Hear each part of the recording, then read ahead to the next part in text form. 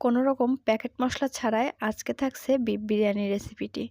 অনেক সময় দেখা যায় বাসায় সবারই বিরিয়ানি খেতে ইচ্ছা করছে কিন্তু বিরিয়ানির মশলা নাই। তো সেক্ষেত্রে বিরিয়ানিটা কিভাবে তৈরি করবেন সেটাই থাকছে আজকের ভিডিওতে। বাড়িতে থাকা হাতের কাছে যে মশলাগুলো রয়েছে সেটা দিয়েই কিন্তু এই মজাদার বিফ বিরিয়ানি রেসিপিটি আজকে আমি আপনাদের তৈরি করে দেখাবো। তো চলুন শুরু করা যাক আজকের এই বিফ বিরিয়ানি রেসিপিটি। প্রথমে মাংসগুলোকে ধুয়ে খুব ভালোভাবে পরিষ্কার করে নিয়েছি। এরপর দিয়ে দেব ১ চামচ রসুন বাটা, সাথে দিয়েছি ১ চামচ আদা বাটা এবং দিব 1/2 চামচ পরিমাণ শুকনো ঝাল বাটা এবং দিয়েছি অল্প একটু গরম মসলা এবং কালো জিরা বাটা। এরপর দিয়েছি একটা লেবুর এতটুকু অংশ। ঝালটা একটু অল্প পরিমাণে দিয়েছি কারণ এখানে আমি কাঁচা ঝালটা ব্যবহার করব। এরপর দিয়েছি ছোট এক সাইজের একটা পেঁয়াজ কুচি এবং দিয়েছি স্বাদমতো লবণ। জিরা মরিচ বাটা দিয়েছি ১ চামচ পরিমাণ। আর এখানে আমি অ্যাড করে দিয়েছি দুধ।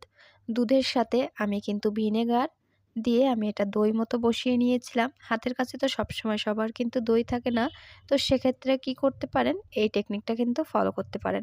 যদি ভিনেগারও না থাকে, লেবু তো সবার বাসায় থাকে, লেবু দিয়ে কিন্তু দুধটা কাটিয়ে নিতে পারেন। এরপর দুধের যে অংশ সেটা সহ আমি দিয়ে দিয়েছি। এরপর নিয়েছি আমি কাঁচামরিচ বাটা এবং নিয়েছি একটা পেঁয়াজ বাটা। ১০ থেকে ১২টার মতো আমি কাঁচামরিচ বেটে নিয়েছি। এরপরে বাদাম বাটা এবং কিশমিশ বাটা ব্যবহার করতে হবে। তবে আমি এখানে সবগুলো নিব না, অর্ধেক করে নিব। ১ টেবিল চামচ পরিমাণ দিয়েছি কিশমিশ বাটা আর ১ টেবিল চামচ থেকে অল্প একটু পরিমাণে দিয়ে দিলাম বাদাম বাটা। তো বাদাম বাটাটা আর এই মশলাগুলো সব একসাথে দিয়ে খুব ভালোভাবে মাংসটা কিন্তু মাখিয়ে নিতে হবে। এই যে পানি মতো দেখতে পাচ্ছেন, এটা কিন্তু সম্পূর্ণ দুধ। কারণ যেহেতু সবসময়ই হাতের কাছে টক দই থাকে না, তো সেই রেসিপিটাই কিন্তু আজকে আমি আপনাদের দেখিয়ে দিলাম। জাস্ট এই কয়টা মসলা দিয়েই কিন্তু আপনারা বিরিয়ানিটা তৈরি করে নিতে পারবেন। ঢাকনা দিয়ে ঢেকে রেখে দিব ১০ থেকে ১৫ মিনিটের জন্য। অন্যদিকে চাউলটা আমি ৫ থেকে ৭ মিনিটের মতো ভিজিয়ে রেখে এমন একটা ঝুড়ির উপরে দিয়ে এক্সট্রা পানিটা ঝারিয়ে নিয়েছি। এবার চালটা ভাজার জন্য আমি ফ্রাই প্যানের মধ্যে তেল দিলাম। এরপর দিয়েছি কয়েক টুকরা তেজপাতা এবং দিয়েছি কয়টা এলাচ এবং দারুচিনি। সবগুলো দিয়ে খুব ভালোভাবে এটা একটু নাড়াচাড়া করে নিতে হবে। এটা যখন ভাজার পরে একটা খুব সুন্দর ঘ্রাণ আসবে, সেই পর্যায়ে আমি আগে থেকে যে চাউলের পানিটা ঝরিয়ে রেখেছিলাম, চাউলগুলো দিয়ে দিব। চাউলগুলো আমি অনবরত নাড়াচাড়া করে ভেজে নিব। এই পর্যায়ে চুলার জালটা কিন্তু আমি মিডিয়ামের থেকে একটু বাড়িয়ে দিয়েছি, কারণ চাউলে ভাজতে আমি খুব বেশিটা সময় এখানে খরচ করব না। চাউলটা ভাজতে ভাজতে কিন্তু কালারটা চেঞ্জ হয়ে আসবে। দেখতে পাচ্ছেন অনেকটা কিন্তু কালার পরিবর্তন হয়ে এসেছে। এই পর্যায়ে চাউলটা কিন্তু আমার ভাজা হয়ে গিয়েছে। এখন এর মধ্যে আমি পানি অ্যাড করে দিব। যতটুকু আপনারা চাউল নেবেন তার ডাবল পরিমাণ পানি দিবেন। তবে যেহেতু চাউলটা আগে থেকে ভিজিয়ে রেখেছিলাম, সেজন্য আমি 1/2 কাপ পরিমাণ পানি কম দিয়েছি। এখানে আমার চাউল ছিল ২.৫ পট আর আমি পানি দিয়েছি ৪.৫ পট। ভিজিয়ে রাখার কারণে পানিটা 1/2 কাপ কম দিয়েছি। আপনারা যদি ভিজিয়ে না রাখেন সেক্ষেত্রে পুরাপুরি ডাবল পানি দিয়ে দিবেন। এরপর ১ চামচ পরিমাণ চিনি আর স্বাদমতো লবণ দিয়েছি এবং কয়েকটা কাঁচা ঝাল টুকরা। সবগুলো উপকরণ দেওয়ার পর খুব ভালোভাবে চাউলটার সাথে মিশিয়ে নিব। আর হ্যাঁ, অবশ্যই কিন্তু এখানে গরম পানি ব্যবহার করবেন। এখন আমি ঢাকনা দিয়ে ঢেকে দিব যতক্ষণ না পর্যন্ত এটা ফুটতে শুরু করে। এর মধ্যে অন্যদিকে আমি কড়াইয়ের মধ্যে তেল দিয়েছি এবং পেঁয়াজ কুচি দিয়েছি। আমি এখানে ৪টা পেঁয়াজ ব্যবহার করেছি মিডিয়াম সাইজের। আজকে বিরিয়ানিতে কিন্তু পেঁয়াজ কুচিটাও খুব অল্প পরিমাণে দিয়েই আপনাদের তৈরি করে দেখাবো। এখন এক্সট্রা পেঁয়াজ বেরেস্তাটা আমি উঠিয়ে নিয়ে কতটুকু পেঁয়াজ রয়েছে দেখতেই পাচ্ছেন। সেই পেঁয়াজ আর তেলের মধ্যে আমি মাংসগুলো দিয়ে দিলাম, যেটা ম্যারিনেট করে রেখেছিলাম সেই মাংসগুলো। এবার সবগুলো দিয়ে আমি একটু নাড়াচাড়া করে নিব। চুলার জালটা কিন্তু সর্বোচ্চই রয়েছে। নাড়াচাড়া করে দিয়ে এটা ঢাকনা দিয়ে ঢেকে দিতে হবে। ১০ থেকে ১৫ মিনিটের মতো এভাবে ঢাকনা দিয়ে আমি রেখে দিব। অন্যদিকে আগে থেকে যে ভাতটা দিয়েছিলাম সেটা কিন্তু ফুটতে শুরু করেছে। পানিটা কিন্তু অনেকটা টেনে নিয়েছে। এখন এটা একটু নাড়াচাড়া করে দিতে হবে। নিচের চাউলগুলো উপরে এবং উপরেরটা নিচে যায় এমন করে এটা নাড়াচাড়া করে নিতে হবে। এই পর্যায়ে চুলার জালটা একদম আস্তে দিয়ে এই পোলাওটা শেষ করে ফেলতে হবে। এখন ঢাকনাটা দিয়ে এখানে যে ছিদ্রটা রয়েছে আমি একটা টিস্যুর সাহায্যে ছিদ্রটা বন্ধ করে দিলাম। অন্য চুলায় যে মাংসটা দিয়েছিলাম সেটা এবার আলগা করে দেখব। এটা থেকে কিন্তু অনেকটা পরিমাণে পানি বের হয়েছে। এখন এটা আবারও একটু নাড়াচাড়া করে দিব। এই যে পানিটা বের হয়েছে এটা দিয়েই কিন্তু সম্পূর্ণ মাংসটা কষিয়ে নিতে হবে। এর মধ্যে এক্সট্রা কোনো পানি ব্যবহার করা যাবে না। আবারও একটু ঢাকনা দিয়ে ঢেকে দিব। বেশ কিছুক্ষণ পর আবারও আমি ঢাকনাটা আলগা করে নিয়েছি। এখন কিন্তু বেশ অনেকটা পরিমাণে পানি কমে গিয়েছে। এখন এই মাংসটা চুলার জালটা একটু মিডিয়ামে রেখেই সম্পূর্ণটা খুব ভালোভাবে কষিয়ে নিতে হবে। এই পর্যায়ে চুলার মধ্যে খেয়াল রাখবেন চুলার জালটা জানি খুব বেশি জোরে না হয়ে যায়। মাংসটা কিন্তু খুব সুন্দরভাবে কষিয়ে নিতে হবে। কষানোর এক পর্যায়ে যখন এরকম তেল উপরে ভাসতে শুরু করবে, সেই পর্যায়ে মনে করবেন মাংসটা কিন্তু কষানো হয়ে গিয়েছে। আরও বেশ কিছুক্ষণ ধরে আমি মাংসটা একটু কষিয়ে নিব, চুলার জালটা আরও একটু কমিয়ে দিয়ে। মাংসটা যত বেশি সময় ধরে কষিয়ে নিতে পারবেন ততই কিন্তু বিরিয়ানির টেস্টটা মজা লাগবে।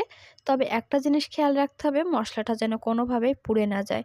তো আমার এটা কষানো হয়ে গিয়েছে, তখন আমি এটা প্রেসার কুকারে দিয়ে দিব।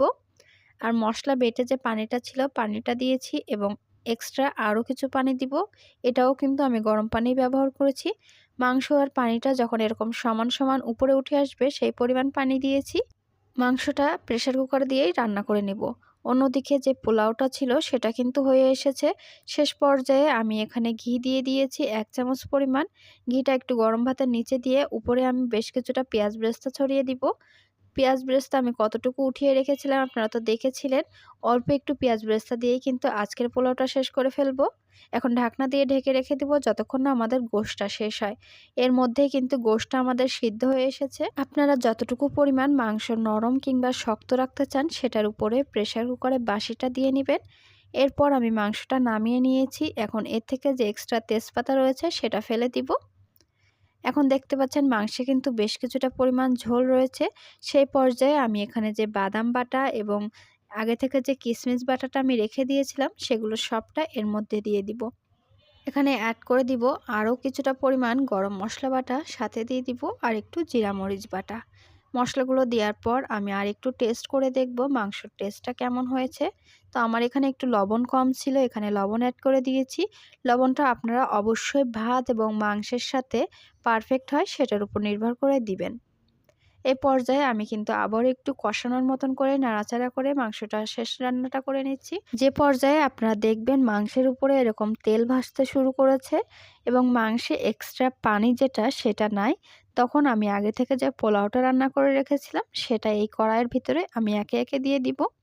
কিছুটা পরিমাণ আমি এখানে পোলাও দেওয়ার পর আমি একটা সস ব্যবহার করব, যে সসের পাতা রয়েছে সেখান থেকে আমি ১ পাতা দিয়েছি। এরপর আরও কিছুটা পরিমাণ ভাত দিয়ে সম্পূর্ণ এটা কিন্তু আমি উল্টিয়ে মিক্সড করে নিব। সসটা দিলে বিরিয়ানির মধ্যে টেস্টটা কিন্তু আরও বেশি ভালো আসে। কেউ যদি চান এখানে আরও একটু বেশি পরিমাণে দিতে পারেন, অথবা কেউ যদি চান যে দিব না, তবে না দিলেও কোনো অসুবিধা নাই, খেতেও কিন্তু ভালো লাগে। আজকের বিরিয়ানিটা কিন্তু অনেক মজা হয়েছে খেতে। এভাবে আপনারা যদি বাসায় চান তাহলে কিন্তু বানিয়ে নিতে পারেন। এক পর্যায়ে দেখতে পাচ্ছেন আমি কিন্তু এটা সম্পূর্ণ ভাতের সাথে যে মাংসটা মিশিয়ে নিয়েছি। আর বিরিয়ানিটা কিন্তু এখানেই কমপ্লিট হয়ে গিয়েছে। আর কারোর কাছে যদি বিরিয়ানির সুগন্ধি থাকে তো সে এই পর্যায়ে একটু ব্যবহার করে দিবেন। তবে এই বিরিয়ানির টেস্টটা কিন্তু প্যাকেট মশলা বিরিয়ানি দিয়ে রান্না করলে সেটার থেকে কোনো অংশে কম হয় না। ভাতটা কতটুকু ঝরঝরো হয়েছে এবং কালারটা কত সুন্দর হয়েছে আপনারা দেখলেই কিন্তু বুঝতে পারছেন। আমি এখানে একটা প্লেটে উঠিয়ে নিচ্ছি, দেখতে পাচ্ছেন যেমন গোশটাও সফট হয়েছে এমন ভাতটাও কিন্তু ঝরঝরি রয়েছে। এভাবেই কিন্তু চাইলে আপনারা বাসায় বানিয়ে নিতে পারেন আজকের এই বিরিয়ানির রেসিপিটি। তো আজকের রেসিপিটি আপনাদের কাছে কেমন লেগেছে অবশ্যই কমেন্ট করে জানাবেন। আর এই রেসিপি সম্পর্কে যদি কোনো প্রশ্ন থাকে অবশ্যই আমাদের কমেন্ট সেকশানে জানাতে পারেন। এবং ভিডিওটি ভালো লাগলে চ্যানেলটা সাবস্ক্রাইব করতে ভুলবেন না। সাথে আমাদের ভিডিওটিতে একটা লাইক দিয়ে রাখবেন এবং আমাদের ফেসবুক পেজটা ফলো দিয়ে রাখবেন। সাথে সাথে আমাদের চ্যানেলের নামেই ফেসবুক গ্রুপ রয়েছে, সেখানে জয়েন থেকে আপনাদের রেসিপিটা কিন্তু শেয়ার করতে পারেন।